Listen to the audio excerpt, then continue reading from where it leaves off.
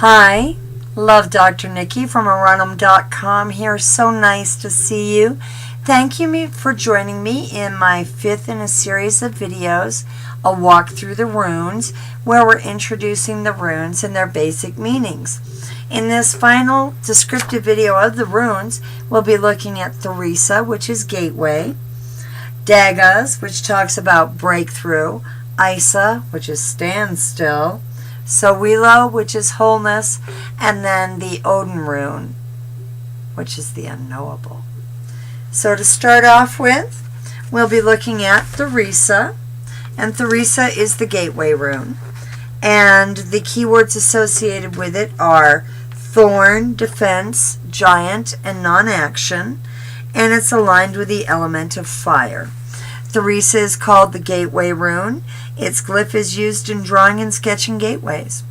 Gateways represent moving from one space into another. Gateways and their symbols abound in modern culture. Whether it is the gate at the secured neighborhood or the gate at the remote ranch, the gate at the door jamb, which is the entrance to every home, the gateway is a place of transference from one space to another. The next rune we look at is Dagas, and Dagas talks about breakthrough. Day, daylight, transformation, and prosperity are also keywords associated with this rune, and this rune is aligned with the elements of both air and fire. For the spiritual warrior, Dagas is the bright warmth of the sun as it breaks through the final barriers, illuminating the true inner self.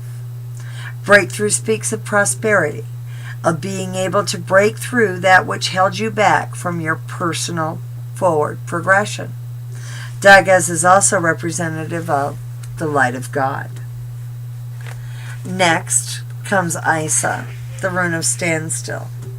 Its keywords are standstill, ice, freezing, and withdrawal. It is aligned with both the elements of earth and water. And Isa, it's pretty easy to see why it's a standstill rune, because you just get a rune vertical up and down.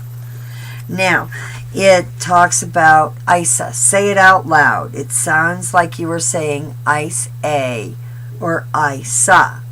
Either way, you hear the word ice. Think of the properties of ice. First, it is water in its frozen state.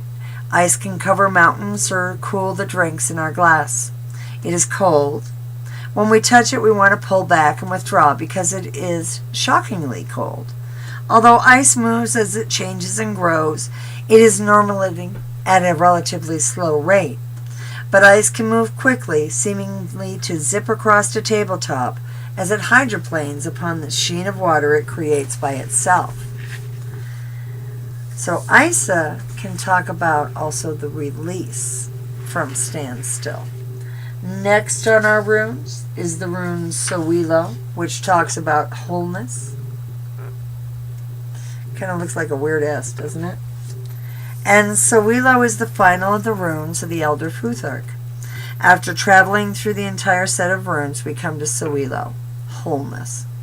Sowilo is the wholeness to which we all belong and are connected. Think of the poor Luke. Sowilo is finding wholeness and completeness within whom we are and how we interact with others.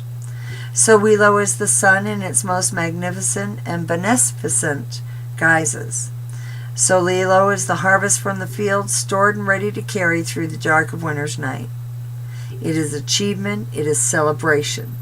Sowilo means having what we need when we need it, even if we can't see the truth of that at the immediate moment. And it is aligned with the element of fire. And it talks about the sun, wholeness, completeness, and personal life force, the growing energy of the sun. And then finally our last rune in our walk through the runes is the Odin rune, the blank rune, the unknowable. Now the Odin rune is also called the weird rune. Total emptiness, or is it total possibilities? What does the blank rune say to you? This rune was added by Ruminal in order to allow for the breath of chance from the universe when a spread was cast. When Odin appears in your spread, you can be sure that the unknowable is at work, even though you can't see it. What Odin's rune means in a spread is often debated. Whether you feel it is telling you that there are endless possibilities before you, or you see it as emptiness or nothingness, Odin's rune's message is strong. And that's a quick review of the various runes within the runes and what they mean. A quick little look at them. And I hope you'll join me for my last video in the series that I'll be doing next. And that'll be a discussion of the runic groupings and what they mean and how they can affect you in your spread. Thank you so much for stopping by. I hope you have a great afternoon, evening, or morning. And I'm Love Dr. Nikki from Orunum.com. And I hope you'll stop by and see me in free chat. I love to talk about the runes, the weird, and the wonderful. We'll talk to you soon. Bye-bye.